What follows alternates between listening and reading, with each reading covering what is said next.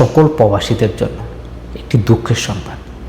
আপনি হোক কাদের বিষয়ে দেশে আসছেন, আপনি একজন প্রবাসী বা আপনি উমরা বিষয়ে আসছেন, আপনি জায়রা বিষয়ে আসছেন, আপনি ভিজিট বিষয়ে আসছেন, আপনি যে কোনো বিষয়ে আসেন না কেন, সৌদি সরকারের যে নতুন আইন, এই নতুন আইনে এই নতুন নিয়মটি যদি না মানেন সেক্ষেত্রে আপনি মহাবিপদে পড়ে যাবেন। সৌদি আরবে আপনি আসবেন, আসার পর সৌদি আরব থেকে আপনি যখন চলে যাবেন তখন এই বিমানবন্দরে আপনাকে এই সমস্যার সম্মুখীন হতে হবে।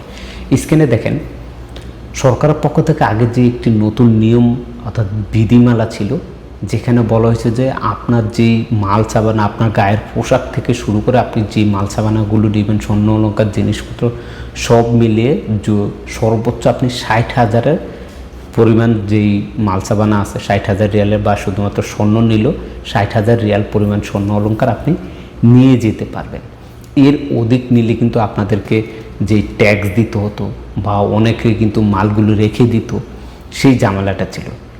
এখন সেই আইনে একটি বড় পরিবর্তন করা হয়েছে, যেখানে এক ধাপে অর্থাৎ এক নিয়মে প্রায় 20,000 রিয়াল গায়েব। যেখানে আগে 60,000 ছিল সেখানে এখন 40,000 করে দিয়েছে। অর্থাৎ আপনি দেশে যাবেন বা আপনি যেখানেই যান, যাওয়ার সময় আপনার সাথে করে আপনি যে মাল সামানগুলো কিনবেন, আপনার গায়ের পোশাক সহকারে, আপনার হাতের মোবাইল সহকারে, এই জিনিসপত্রগুলো সহকারে, আপনার যে স্বর্ণ অলংকার আছে সেগুলো সহকারে সর্বোচ্চ আপনি 40,000 রিয়ালের পরিমাণ মালসাবানা আপনি নিয়ে যেতে পারবেন। যদি এই 40,000 রিয়ালের অধিক হয় সেক্ষেত্রে আপনি আইনি ঝামেলায় পড়তে পারেন এবং আপনাকে হয়তোবা ট্যাক্স প্রদান করতে হবে, না হয় আপনাকে আইনি ঝামেলা পোহাতে হবে।